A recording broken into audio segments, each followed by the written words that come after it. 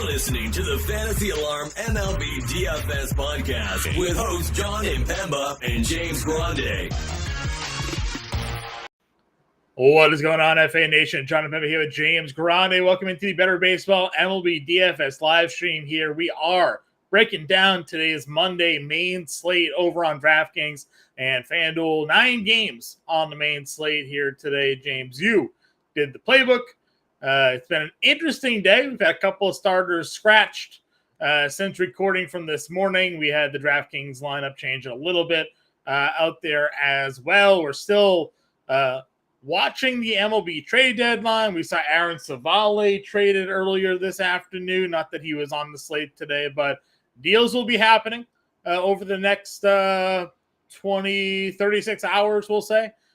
Basically, MLB trade deadline is tomorrow at 6 p.m. Eastern. So as we close the show, the bell will be ringed and the MLB trade deadline. So a lot of news to get to that we'll be paying attention to.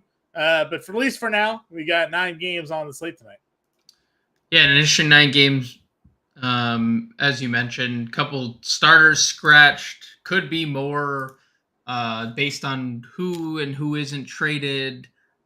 From now until lock. I mean, we've seen some rumors of some guys, and there's some lineups that have come out today that don't look all too great. I mean, the Rockies made some trades last night, last night.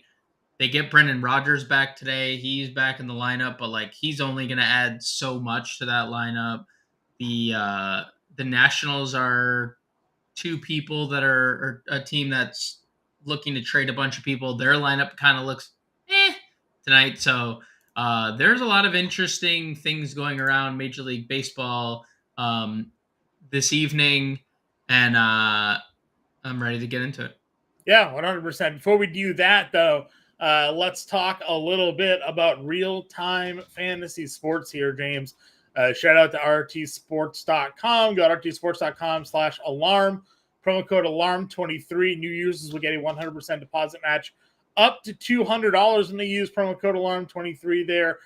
They have DFS Pick'em contests. They have Fantasy Football Best Ball and Fantasy Football Seasonal Championships going on right now. Howard Bender gave out his RT Sports DFS Pick'em plays earlier today. But how about you and I take a dive into what they got going on with the slate?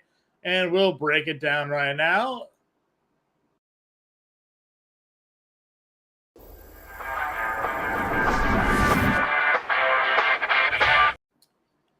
Taking a look at tonight's RT Sports DFS Pick'em board here for player props on tonight's slate here, James. Again, those who are not yet familiar, you can go to rtsports.com. They have DFS Pick'em games where you can pick player projections, go more or less on those projections, and give yourself an opportunity to win as much as 40x your wager. James, looking at tonight's slate, where do you want to kick it off? Yeah, so I want to go to Milwaukee, Washington, and I'm going to go Alex Call less than half a hit tonight to start off the play here. Look, he's been kind of very bad of late, and against righties specifically this year, he's been bad in general. 090 ISO, 259 WOBA against right-handed pitching. Now he has to face Corbin Burns, who comes in is one of the league's hottest pitchers on the slate or in the league in general. 6 straight quality starts, has had a lot of strikeout upside, and Alex Call just hitting 170 over his last 10 games overall. So Alex Call less than half a hit tonight. Yeah, I think that's a good one. Again, it's a really tough matchup for it there to go ahead and target. I liked the Rays props earlier today, when it was Domingo Germán, but has that changed for you at all with Brito now on the mound? So against Johnny Brito, righties have had a lot of success. And now I shouldn't say lefties haven't, but righties have had more success. 6 of his 8 home runs have come against righties. 239 ISO to right-handed bats. So I prefer the righties in this spot. So it wouldn't scare me off using I was looking at Wander more than half a run tonight is where I was looking. He's a guy that can get on base. He can steal second.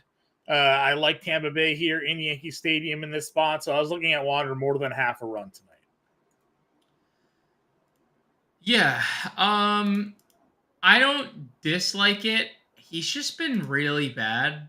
Now has he been better like in a really small sample? Yeah. Last 3 games, he has 4 runs scored. Right. So like he's been really bad. He hadn't scored a run before those last 3 games since July 15th. I think this is a spot where they start heating up. This is a matchup I liked with Herman. Now that it's Brito, I'm still in on Wander Franco more than half on. If you're not in on it though, that's fine. We're here for the debate. If is there a different play that you are keying in on? Maybe going over to Coors Field tonight.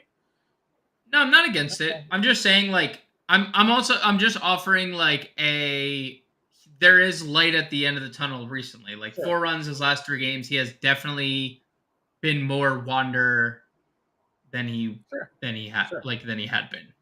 Okay. Well, that's where I'm kind of keying in on. Is there another play for you tonight? Anything else that you're liking? Nope. I look. We can obviously go to Coors, right? Gary Sanchez has been great. Tatis's fantasy points are less than Gary Sanchez at 8, and he's been good against lefties all year. Those would probably be the first 2 spots I'd go to. Xander, if you want, he's heating up as well. Sure. So Tatis fantasy point.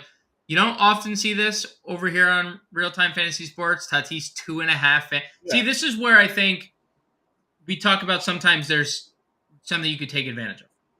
2.5 total bases, but 8 fantasy points only, right? Like if you're taking the over on total bases, he's getting 8 fantasy. Like in one at bat, he's probably getting the 8 fantasy points. So, if I were to pick something from Coors, it would be more than 8. Okay. The only other one I'm going to throw out there, and this could be a tough matchup, but Matt Olson's at 5.5 fantasy score. Now, obviously, it's not Griffin Canning anymore. It's Chase Silseth, who had 10 strikeouts in his most recent outing against the Yankees. Only allowed 1 run in that outing. He had been an opener previously for them and was really good in that role. But Matt Olson's just on another level right now. Double 2 home runs yesterday. 5.5 fantasy score for Matt Olson here. I like more. I like more. Yeah, and here's the thing. Like, take the Silseth outing with a grain of salt. Aaron Boone, Yankees manager, said he liked the Yankees at bats last night. They struck out 18 times in 27 outs. So, like, if that's what positive then, let's take the 10 strikeouts with a grain of salt because he's kind of been pretty mediocre all season long. Like, 4 ISO allowed to lefties. Last year, John, 333 ISO allowed to lefties. It's like Matt Olson at 5.5 fantasy points. Like, give me the more on the Olson here. We can do a little 4-pick play here. Alex Call less than half a hit. Wander Franco more than half a run. Fernando Tatis more than 8 fantasy points, and Matt Olson more than 5.5 fantasy points. That gives you 10x potential return on your dollars here this evening. So that is our RT Sports DFS Pick'em plays of the day. We're going to go to rtsports.com/alarm. Promo code alarm23 gets you a 100% deposit match up to $200 there. They have DFS Pick'em contests. They also have fantasy football, best ball, and seasonal championships going on right now as well that you can take advantage of that opportunity over there to win some money, because who doesn't love I think first place in the best ball is like $25,000, so who wouldn't want to win $25,000? So go check all that out over at rtsports.com. That said, let's turn our attention now over to the DraftKings main slate here, looking at the 9 games on the board here tonight. Going over to Vegas totals. Anything sticking out tonight for you, James? I mean, look, Coors Field is obviously the first place we're going to look, and there is weather there for what it's worth. That is the one game on tonight's slate that we need to worry about in terms of weather. But that game opened at 12. It's at 11.5 pretty much across the industry. I think that's very intriguing. 10 implied runs in Atlanta, LA has stayed consistent even with the Silseth news Atlanta has one of the best implied totals on the board. 9 implied runs now that Domingo Germán is not pitching. That has risen half a run, has been bet up half a run. And then the slate low is Boston, Seattle, which I think is a whole discussion on itself. We didn't have the news that Pivetta was going to start last night, John, and then we heard early that Pivetta was going to start. And he's very popular. Not even like long relief, like start. Yeah. Starting the game. And you alluded to it yesterday that the Boston went through a lot of members of their bullpen just given the extra inning game yesterday. So really interesting 7.5 implied total. And 7.5, heavy lean on the under 7.5 too in most sports books. So something interesting there. That's the interesting part of Las Vegas. All right. Dive into pitcher here. Again, those of you coming in here, don't be afraid. Throw some questions in the chat for James and I. We'll be happy to help answer your lineup questions here, whether it be DraftKings or FanDuel. If you're playing over on FanDuel, more than happy to help you out there. If you're tuning in, please like and subscribe to the channel if you haven't done so already. Helps us out a lot, gets us more viewers to what we got going on here. Really helps us out promoting the show. Pitching. Tyler Glasnow is the cover of today's live stream, so obviously he's got this spot against the Yankees. As you mentioned, they struck out 18 times last night as a team. Chase Silseth had a 10 strikeout game the other day. Tyler Glasnow is a far more talented starter than they faced of late, and we know what his strikeout upside can be on a 9-game slate, fully worth the 10-5 tag on DraftKings tonight. Yeah, and you know what's funny? You look at some like ownership numbers on Tyler Glasnow, and there's just like it's risen throughout the day. Earlier today, he wasn't really that popular, and that's changed a little bit. But like I figured with like he'd be the highest rostered pitcher with a bullet. Yeah, tonight, and that's not the case. Now is he still up there? Sure, people are starting to come around on the fact that he's really good. But yeah, I think it's not even close if I'm spending up, and I alluded to it on the pod. Like I like all three of these guys. Abbott's going to be super low owned. Corbin Burns gets a matchup against a team who doesn't really strike out a whole lot. Glasnow just has the most upside of these guys. He has been the most consistent of these guys. I think that's what it is. I think the consistency plus the upside resides in Tyler Glasnow's favor. I know Aaron Judge is in the lineup for the Yankees tonight, and that's obviously something of note, sure. But like, what else? I mean, everyone else, like Gleyber Torres last 10 games hitting 200. Giancarlo Stanton hitting 205. Mm-hmm. Anthony Rizzo is hitting 167 literally on the back of a 4-hit game. He has 3 hits in his other 35 at-bats over his last 10 games.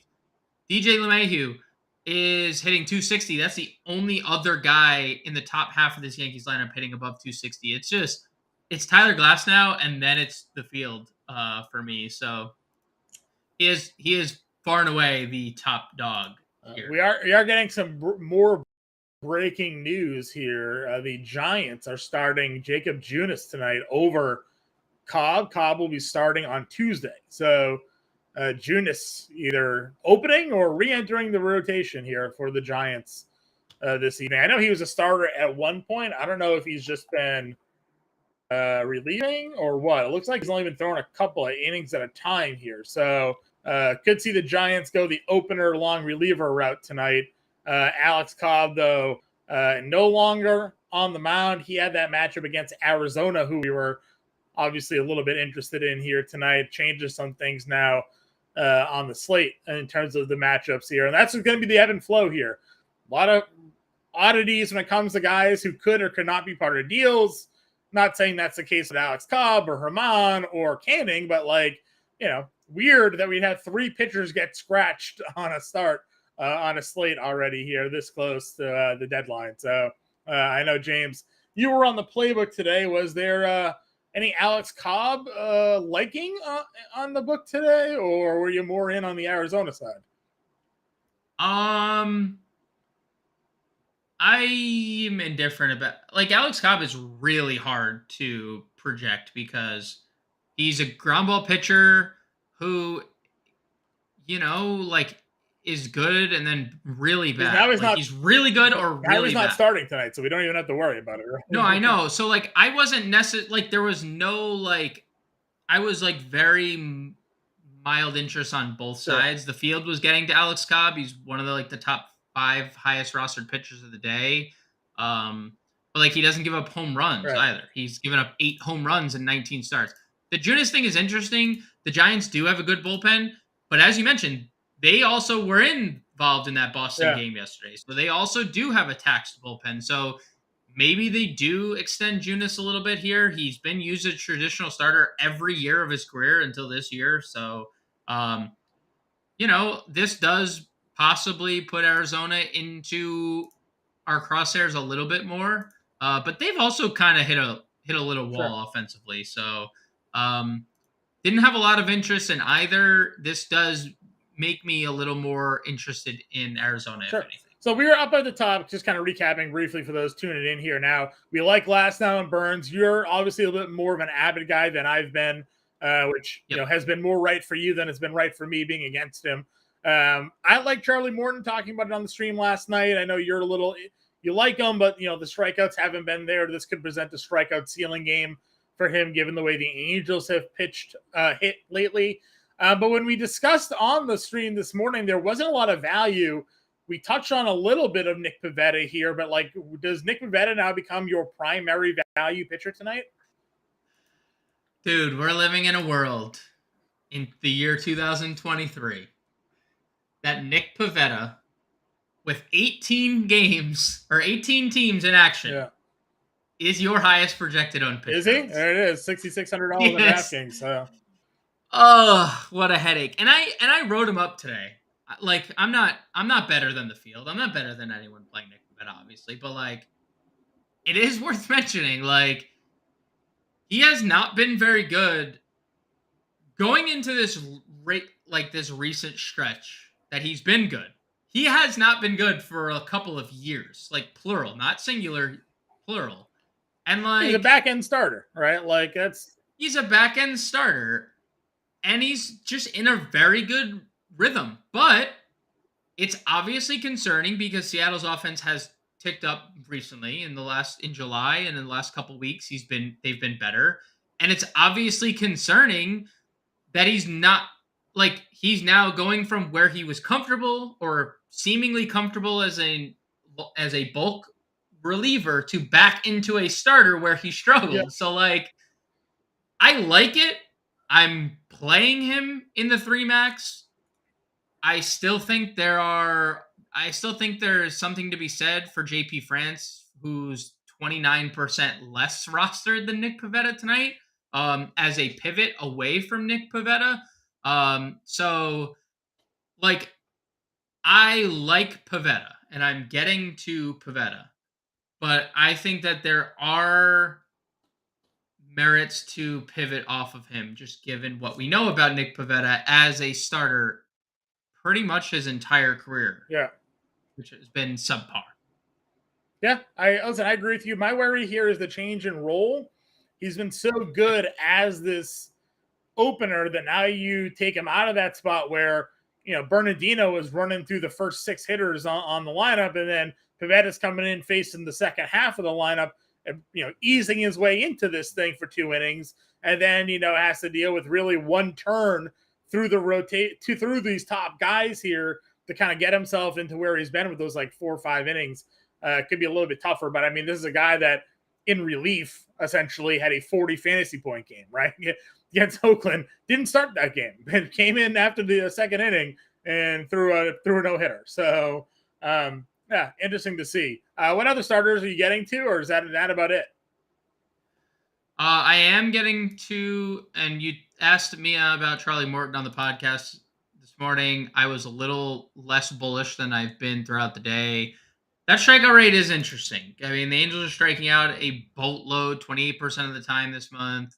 I know they did add Grishik and CJ Cron. Both are, in action tonight. Right. CJ Cron hitting 3rd, Randall Grishik hitting 7th, just to give the Angels a little depth. And we saw what happened to Taylor Ward. He's now out for the year, or at least until the postseason at the earliest. but they're striking out a lot. And CJ Cron and Grishik aren't going to improve that a whole bunch. So Charlie Morton's interesting, and the field's getting to him. I do have some interest in getting to JP France, and I do think the Cleveland strikeout rate is a little bit concerning because they don't have one. Mhm. Like, they don't strike out. It's like getting better as the season has progressed and better for them, which is insane. But like, where France struggles is righties, right? He struggled against right-handed bats all year long. That's the one specific thing they struggle with. The Guardians are playing two righties tonight. They have 7 lefties, 2 righties, and again, reverse splits have been the name of the game for JP France. Lefties have an 061 ISO and a 277 WOBA Right. against him. Those are horrible numbers. He has a higher strikeout rate against lefties this year. And look at the lefties. I mean, other than Jose Ramirez and Josh Naylor, the rest of the lineup is ice cold. Bo Naylor's been okay. Andres Jimenez is hitting second. He's been horrible of late. Stephen Kwan's been okay, but he presents like no like power threat. Like, I like JP France quite a bit tonight as a pivot off of Nick Pivetta. Okay. Moving on over to the catcher position here. Again, if you guys are tuning in, you have any questions, feel free to get them in chat. James and I are more than happy to help break it all down for you here today. On the stream this morning, I was all in on Adley. Again, I like the lefties against Bassett. I know he's super expensive here, up at $5,000, so you're going to have to find some value to get these O's in your lineup if you're playing them against Bassett here tonight. But what other guys at the top, if any guys at the top, do you find yourself gravitating towards? I know there is value on tonight's slate that you do like as well. Yeah, I'm not. I have not gravitated to anybody. Darno is fine if you want to get there. Silseth has been equally hittable against both splits. Like, righties have a 185 ISO against him this year, so I would still play Darno, but I am not. Like, if you have the money and you wanted to, Darno or Rutschman are fine, but everything under 4K is too good to pass up for me. Yeah. Namely, I imagine you have Gary Sanchez and Coors at $3,700 here against Gomber. Yan Gomes is $3,200 in a lefty against Abbott. I know I am more in on that than you are specifically. And then we just got a Seattle lineup. Let's see. Is our guy in the lineup? He's there. He is. Oh, he's there. Okay. Murphy down there hitting 7th tonight. Tom Murphy is, what is he, 27? $2,500. So, but we like Pivetta. So, like, I guess we do sometimes use a hitter against our pitcher. Is tonight the night that you would do that to get the value on Tom Murphy that you would, or is Murphy only in your lineup if you're pivoting off of Nick Pivetta tonight? Yeah, only on a 9-game slate, only if I'm pivoting off of Pivetta. How likely are you to use Pivetta given how much you like Tom Murphy? If I'm playing, if you're on a 3-max, are you doing 2 Pivettas or 2 Murphys? I'm playing probably one of both because I think catchers. So look, Tom Murphy against right-handed pitching this year, 333 ISO, 390 WOBA. Like, I'm not afraid to use him against Pivetta. You mentioned it. We both mentioned the thing about the roles with Pivetta. Like, he's been good, sure. Yeah. He's also been good in a bulk relieving role where people aren't facing him a third time around the lineup. Like, and he's missing the first time he's facing an offense is maybe 6, 7, 8 or 5, 6, 7 or somewhere along that line. So if I'm playing 20 lineups, I'm probably on like Pavetta's projected over 30%. I'm probably less than the field. I'm probably somewhere around 20% Nick Pivetta. I'm probably somewhere similar to Tom Murphy. I'd probably, get my exposure there to be a little bit different. I like both San Diego catchers, Campusano and Gary Sanchez. Campusano has been sneaky good this year in a small sample. I think did we get a Padres lineup? Oh, he's not playing tonight. Unfortunate. So Gary Sanchez is the guy there. For me, we do have a trade, James. Do we have a trade? Let's go. What do we got? Paul Sewald going to the Diamondbacks. Little reliever, little relief move going on there. Don't have who's going back to Seattle in that trade from Arizona, but we do have both of those teams playing. Now, Seawald obviously not impacting really us from a DFS perspective, but who knows what Arizona's sending back? Arizona could be sending back a positional player that may or may not be in a lineup today. So we'll see. Yep. Dude, they played, hopefully for Seawald's sake, he never left Arizona because they literally played yesterday. They just played each so like other. I'm hoping that they didn't force this guy to get on the plane and now has to leave. I'd be pissed. Like, yo, bros, we were in Arizona for a full series. Right. Like, you couldn't just it's not that far. It's not that far of a flight. I've done that flight before, sort of. I was in Las Vegas for a layover once, going to Seattle. They didn't have a pilot for my flight, which is weird. That happens these days. They had to fly in another pilot to get me from Las Vegas to Seattle.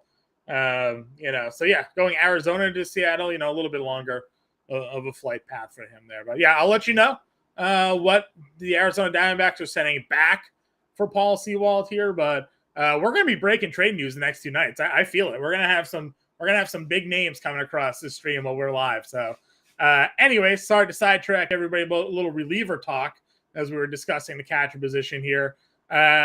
Who's your favorite of the mid-tier guys then? Is it Gary? Yeah, if Campusano not in the lineup, it's Gary. Okay. Gary. I mean, Gary Sanchez in Coors against Austin Gomber, right? It's not like coming off double. Yeah, not an overthought. Just makes a lot of sense. Where's the rostership at the catcher position tonight? It was all on San Diego. Okay. But I think like 32% of the field was playing San Diego catchers. Now Campusano's on the lineup, so we'll see how that that update comes in. So it was like all San Diego and Milwaukee catchers. That's like the entire ownership. Carantini against Irvin tonight? Yeah, I actually think that's fine because we kind of profiled it last night. Milwaukee's kind of interesting tonight, like as a stack. Yeah. And Carantini hitting 7th kind of fits the stack. Like 1, 3, 4, 7 isn't the best stack ever, but also kind of like Carantini 2700. So I like him more than I like Contreras. Sure. Our guy Faisal in here asking us about Cincinnati bats tonight against Chicago. Stroman's on the mound for the Cubs. We talked about how he's struggled lately. And that we do kind of like a little bit there. Josh Rojas, the notable name going back to the Mariners here. Oh. Dominic Canzoni, another guy that's been in their lineup tonight, and Ryan Bliss, 3 players for Paul Sewald there. Wow. Rojas was in the minors, but he probably gets called up to that. He played over the weekend. Okay, so they got a good look at him. They were watching these guys play. Yeah. They got him because they needed some. I mean, he plays everywhere, but like they definitely needed that utility play. Colton Wong is gone. Yeah. I bet you Colton Wong gets DFA'd after this, like because they could just plug Rojas in. So something to watch there. Rojas can't play him tonight if he was going to play at all because he's not no longer on the Diamondbacks. That said, back to your question there, we do like Reds. They're not like our top stack of the day, but like you can get to some of these guys here against Stroman given recent form for him. Moving on over to the first base position here. Again, a lot of top end guys: Ohtani, Olsen, Vladdy, Bellinger. Walker gets Junis. How are you approaching the top tier first base? Is this a position you're looking to spend at today? Because I know we also liked Houston a lot on the show this morning, going up against Noah Syndergaard, and a lot of those guys, their top end guys, are expensive. Makes it hard to spend up at first if you're looking to get Tucker, Jordan, Bregman in the lineup. Yeah, and that's kind of how I'm approaching it too, John, what you just said, because I'm playing Houston, and first base is a position I think you can spend down on. Look, no one's going to fault you if you want to play Ohtani and Olsen in any matchup ever. Like, they have every pitch they're live to hit a home run, like every single one. So if you want to play Ohtani Olsen, be my guest. I just am going down the list. Like, I have actually... When the Yankees announced Johnny Brito was the starter, I actually kind of pivoted to Rays. They became one of my favorite stacks. Yandy Diaz he's been better of late. He's been really good against right-handed pitching this year. So if you're stacking Rays, Diaz and Raley are both first base eligible here. One's 4,800, one's 4,200. I have mainly gone to the likes of Carlos Santana, $3,600. I think he is a really, really good value play. Tristan Cassis, 3,500, and Jose Abreu, 3,700. And I haven't really moved off that range Sure. from those three guys. Again, I think you could play the top dogs, you could play the Rays, but I really like the $3,500 to $3,700 range here. Sure. Just because I have to stay on brand here, I'll throw Ryan O'Hearn out there as well. Hitting cleanup, still hitting, James. Also, by the way, still hitting. 300, 890 OPS the last 10, 2 homers, a 600 slug. I'm sure the Royals wish they still had this guy on their team. Dude. But Bassett against lefties, man, we've said it all year long. It's a struggle city. I think it's almost like a 600 OPS or 600 slug. I think it is like allowed to left-handed hitters by Bass. 538 slugging, 380 WOBA against 15 home runs allowed to lefties, 2.4 homers per 9 to lefties. He has a 6 FIP to left-handed hitters this year. So numbers for Bassett, as we've known all season long, horrible. Baltimore lineup tonight. Let's count how many lefties we've thrown in there. Six left. Adley. I mean, they've got 4 to start. Adley, Henderson, Santander, O'Hearn, Frazier, and Colton Cowser are in there tonight. So, and I'm a bit of a fan of going Baltimore here tonight and a good hitter environment in Toronto. So O'Hearn's a pretty good price at $3,100. Anybody else for you? I know you said you're living in that range, but is there any other value on tonight's slate that you'd peek at? I don't think there needs to be. I think if I saw the Padres lineup correctly, Batten's hitting near the bottom of the lineup. So like if you wanted to play him, he's a journeyman. If you wanted to, there's no. Oh, Kim isn't. Ooh, interesting. Leading off at the manager said he wasn't gonna. Most likely not gonna play, even though he didn't rule him out. Yeah. I mean that and we're gonna go to second base, but that makes everything. Yeah, he's leading off tonight. Ha-Seong Kim, a guy that we've loved against lefties, basically since he's come in the league, but he's really started to come through. Where is he down here? $4,500 leading off tonight against Austin Gomber. Right, like 433, 1,300. Yes. This isn't really a fluke. Remember when he came over from. Was it KBO, right? KBO, yeah, he was in the KBO. He was a monster hitter over there. He was a 30-30. Yeah. Dude, he was a 30-30. Yeah. He was a 30-30 right? And people always talk about, sometimes that power doesn't translate, and that's true. There's been a lot of guys that have come over, and sometimes that power just hasn't come through, and it's taken Ha-Seong Kim 2 years, really, to, break out, but, power's here. The power has arrived. Power's here. He's figured out the Major League game here, and leading off tonight in Coors. We were all in on Brandon Lau with Herman on the mound. I don't know if that's changed much for you with Brito, but I have to imagine those who were in on Lau now pivoting to Kim as leadoff guy here at essentially the same price, a couple $100 difference. Yeah, just for anyone over at FantasyAlarm.com, just updated my second base core plays and stacks, including Ha-Seong Kim, because again, they said he was most likely not going to play. DHing, so partially he's only partially playing, but we only care about the partially. I'd rather him DH. Right. I know. Let him sit on the bench and hit. Yeah. So yeah, I mean, Kim and I'm still in on Brandon Lau because he's been so good, and Brito has. So the numbers are better for Johnny Brito against lefties, but the peripheral numbers are terrible. Right. So what is if he's really bad against righties? And he's still allowing lefty power, and the peripheral numbers suggest he's going to be worse.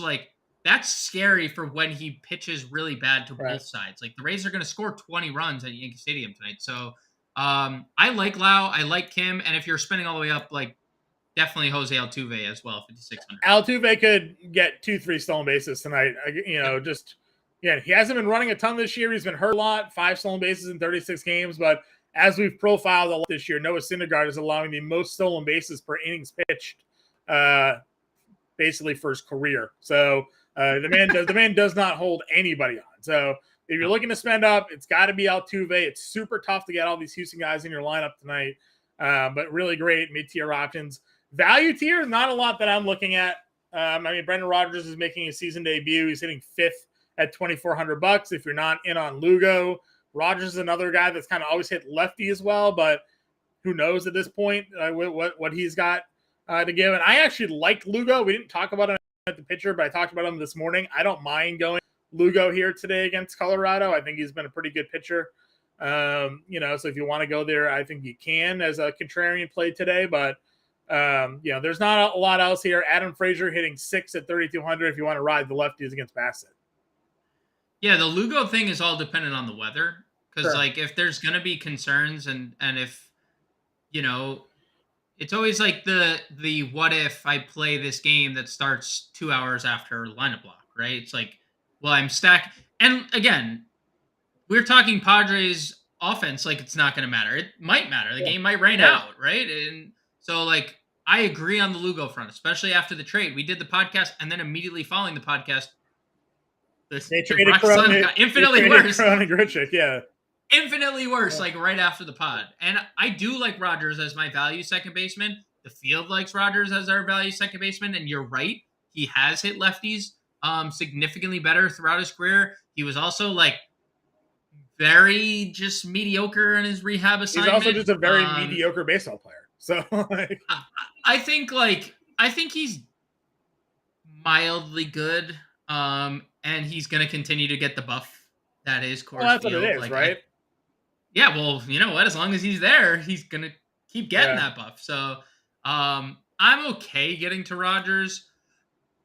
I also think this is just a position that, you don't need to, there's really, really good mid-tier plays in Brandon Lau and Ha-Seong Kim now that he's starting. I agree. Just a shout-out to Whit Merrifield because the man is just, I don't know. Just give him a shout for being how good just unbelievable. Yeah. Unbelievable. This was 3 seasons ago with Merrifield when he was challenging for the batting. Did he win the batting title? When he won the batting title, right? Did he win? He's I don't know. I don't know what happened, but he's just really good. Frustratingly good, to be honest with you. So third base position here. Again, a lot of guys we like to spend up for. I know we keyed in on Alex Bregman on the show this morning. Has anything changed for you on that note? Third base is hard, dude. A lot of good options. Third base is hard because Riley's up here at the top, and he's hit right. His numbers against righties have come around, and Silseth, again, has been bad against righties and lefties this year. There's Alex Bregman, who's in the midst of his best stretch of the year since the All-Star break, 330 average, 1,100 OPS, over 300 ISO, 6 home runs. This is the best stretch, obviously, of his season. You have Machado, who has 11 home runs in the month of July. I was kind of shocked to see that. 11? I knew he was having a good month, but I did not know 11 home run good. This in a month where there was an All-Star break included too. So there's 3 spend-ups for me. Clear cut. If I were to rank them, it's really close between Machado and Bregman for the first overall spot at third. I would probably still lean Bregman, but Gomber and Coors is so juicy. I'll go Bregman, Machado 1A, 1B, and then Riley third. There's a reason why when we build lineups here, we do one Coors lineup and one non-Coors lineup, right? Because rostership's always going to lean towards the Coors Field matchup here. So if you want to pivot off the Bregman, all in, Riley 100%. Guys down in the mid-tier range for you? Anybody that you've looked at and was yep, this is where I'm looking to go? Or, this feels like a position to me when I was looking at it earlier today. It falls off fairly quickly. I have different take. Okay. I did have a name, and it's Isaac Paredes, who his numbers have gone through the roof against right-handed pitching specifically this year. 274 ISO, only second to Jose Siri on the team, and 390. Yeah, go figure. Jose. We see. Siri bat flips are one of a kind. And then Paredes 392 WOBA. First on the team, tied with Luke Raley against right-handed pitching. Sure. Again, Johnny Brito's been really bad against righties, and he, is getting called up to make a spot start when probably, I mean, he probably knew before all of us, but like, this is dangerous. Rays are up to 4.8 implied runs. I love Paredes here hitting 6. Sign me up. And again, I don't disagree where it's like, if I'm not playing one of these top guys, it's like hard to imagine anyone down here having as much upside as them. But like Paredes has double dong potential here. So yeah, I love Isaac Paredes in the mid tier. Yeah. Again, he's a guy that we kind of looked at a lot earlier in the year when the Rays are rolling good. That lineup, there's a bunch of guys that were hitting for power. They kind of simmered down a bit, but like you said, they're moving their way back up. So he's a good mid-tier option for you, $3,800. Again, for me, it kind of falls off, from there. Not a lot of names here that I find myself gravitating towards. If you're not in on Morton, like obviously Moustakas is hitting 6th when Gifo is leading off. They've had some power lately here, but not really a lot that jumps off to me. So I find myself like you do. I look at Bregman, I look at Machado, and Riley. I like Gunnar Henderson a lot tonight at $4,900, but I'm more on the Orioles, I think, than you are tonight. And then the mid-tier with Paredes probably saves you some cash there. So I bite that. Shorts, again, a lot of guys we've discussed already here. Where's your key in on? I liked Pena, kind of just plugged him in, building lineups today at 43. Where were you going today? Yeah, I actually think that's probably the best direction to go, John, because especially with both of us playing Houston so heavily, he's like one of the more affordable options we have. And they moved him back up the lineup. He's hitting 2nd again, which is amazing. He probably has as much stolen base upside as anyone else in this lineup tonight. I know he only has 10 on the year, but like, again, if he gets on, like anybody, Jordan might steal a base tonight, is how bad Syndergaard is at holding runners. So So Christian Walker that stole a bag off Syndergaard when we were like playing like Corbin Carroll and all that? Yeah, it's possible. Yeah, like everybody was just running on Noah there. So I agree. I think Pena is a fantastic shortstop option. I think Xander Bogaerts, he's starting to come into his own, $4,900. He's hitting 360 over his last 10 games. If you just want some more Coors exposure, you get an actual Padre under 5K, or at least like a spend up under 5K. Yeah. And then it's like really scarce. I found myself getting to Luciano here at $2,700 again, just given Ryan Nelson's struggles overall. And that's like it. Like you can definitely get to JP Crawford, who has been on one, and I know you love yourself some JP Crawford. Dude, he's been awesome. And I know again it's against Pavetta, but like sometimes attacking chalk is not a bad idea. And again, Pavetta working as a traditional starter. We don't know how that's going to pan out. So after Pena, like if I'm spending up, it's Bogaerts. And if I'm spending down, some shares of Crawford, some like a couple shares of Luciano. And let me tell you something, that's really it. It's not a good position tonight. Yeah, I'm checking out this Red Sox lineup here because they have Chang and Reyes at the bottom of it, but they don't really have anybody else out of their lineup just for, maybe giving Kirby an extra look tonight. He's really popular, by the way, George Kirby.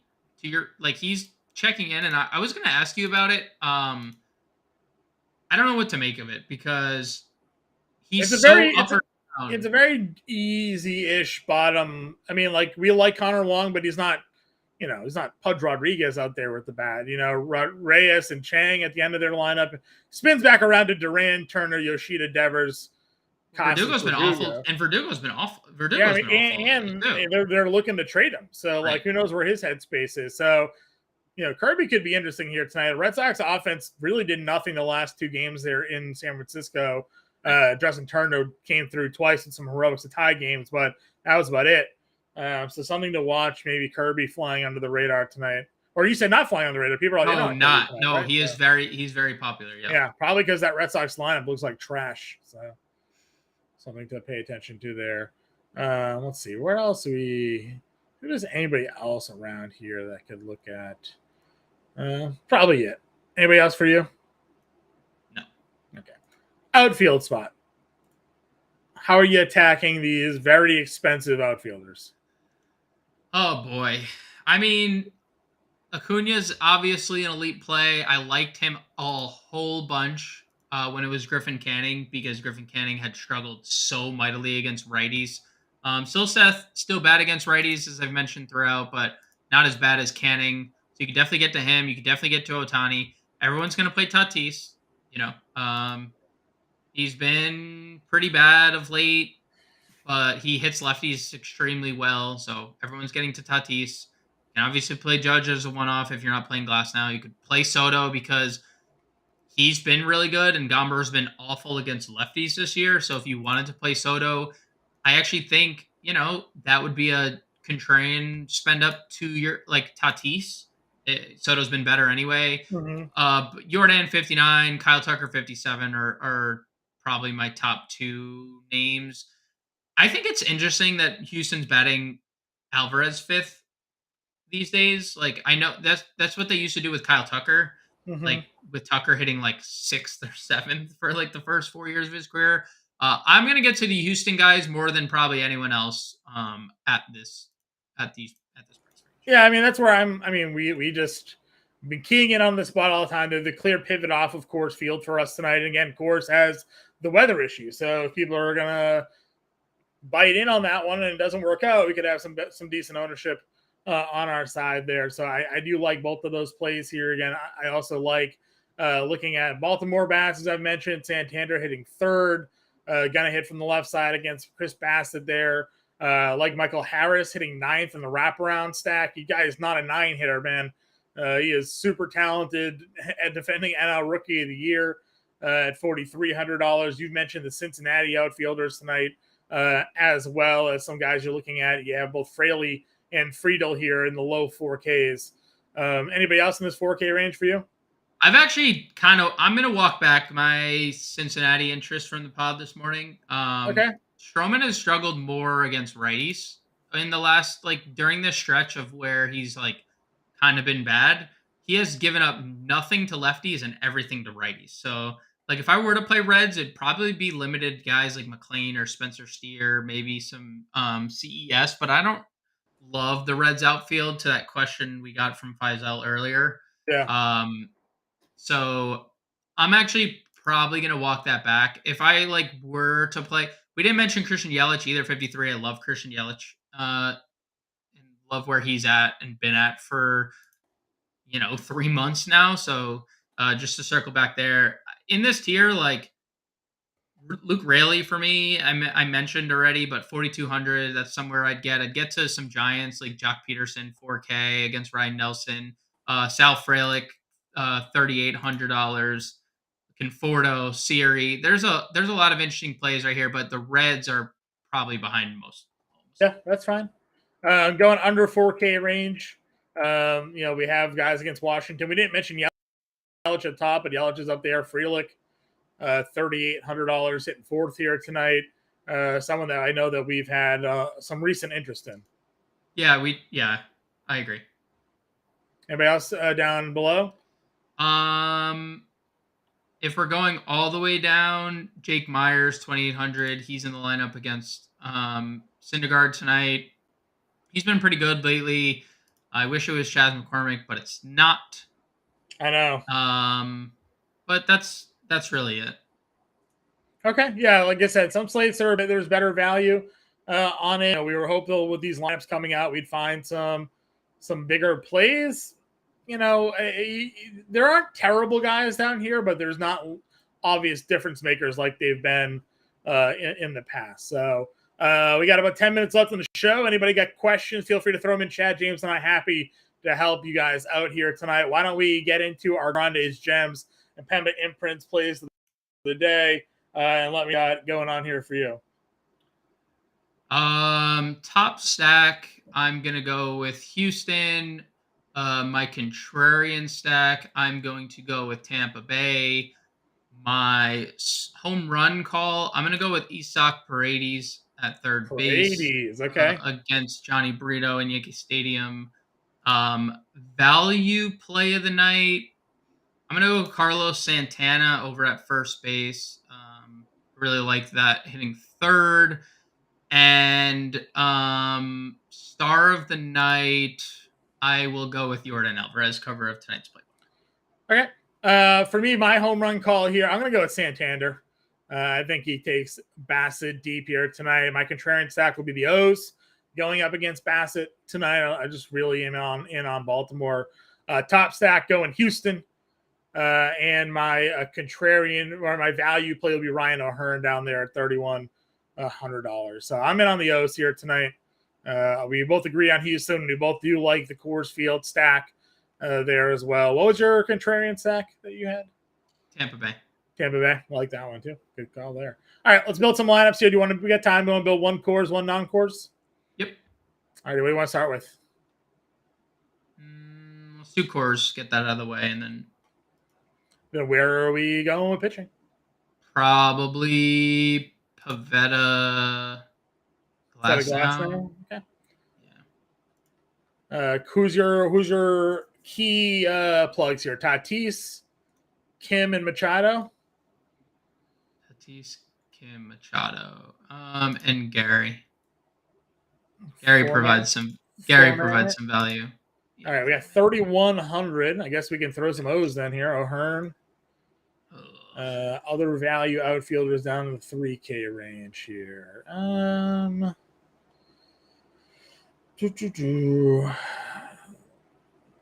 Is McCarthy probably tonight against Junis? McCarthy is in the lineup. They just announced that he's hitting 7th. $3,100? Or he's hitting 6th. Yeah, that's fine. Okay. We need a shortstop and an outfielder for like 3,200 or cheaper. Did we have a straight value that you like that shortstop here tonight? Yeah, Luciano. There he is. $2,700. $3,800 outfielder to complete the course. Sal Frelick. Frelick hitting core. Okay. So little quick preview here. We got a 4-man core stack here. Pavetta, Glasnow, Gary Sanchez, Ryan O'Hearn, Ha-Seong Kim, Manny Machado, Luciano, Tatis, McCarthy, and Frelick, but no dollars remained. Mark, and the question, did we like Lugo versus the Colorado roster minus weather? I did. I think James came around on it as well here. It's just, can you fade? You have to worry about Coors, right? At any time, that could come back and bite you. But that lineup certainly a little bit easier to pitch against. And Lugo's been really good. So I'm in on Lugo in the mid-tier for sure today. Yeah, I think it's a really good play. We just don't know with the weather. Like if there's not an improvement on the weather, I'm hard pressed to use pitching there. But if you're, I know the contest selection you play. If you're a multi-entry guy, then I'm perfectly fine taking a shot on Seth Lugo. If you're okay with potentially just taking a 0 in a lineup, if you're playing one lineup, probably not playing Seth Lugo. Let's go ahead and then build our non-core stack. We'll just take these guys out and see what we can plug in for Easton, I would imagine, and see where we go from that range here. So, Bregman, pivot off O'Hearn to maybe like Carlos Santana at first base. Yeah. Like that. That's fine. Bregman, Tucker, Jordan. Is there a preference? Yeah, Jordan was my star of the night. So okay, Jordan, second base. Can we get let's see, Pena at short? Yeah, Pena at short. 3,300 second baseman here tonight. It would probably be Adam Frazier or Frazier. We could move off of Pavetta, see if we get Murphy down here. Yeah, I agree with that. Where is he? There he is. $2,500, a $7,900. Or we go. France. I was gonna say JP France, and then we have money at second. Oh, we just miss Brennan Lau. Yeah, it doesn't get us there. Let's see. 2,800. Jake Myers. Yep, there we go. A little wraparound stack for Houston.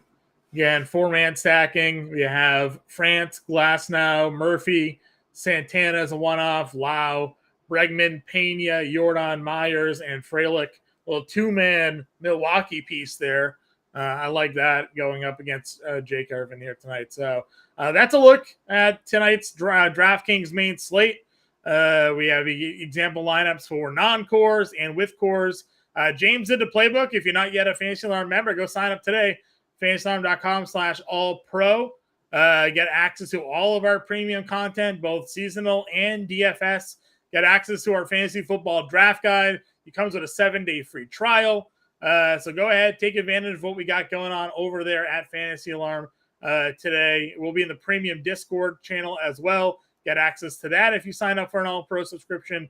Get in the Discord. You can talk to myself, James Grande, Howard Bender, Andrew Cooper, Dan Malin, Justin Vreeland, Dan Servadidio, the whole team in there answering your questions throughout the day, getting you ready for the MLB DFS slate or helping you out your fantasy football drafts. It's all part of what we got going on here over at Fantasy Alarm. So James and I will be back tomorrow. If you have any questions,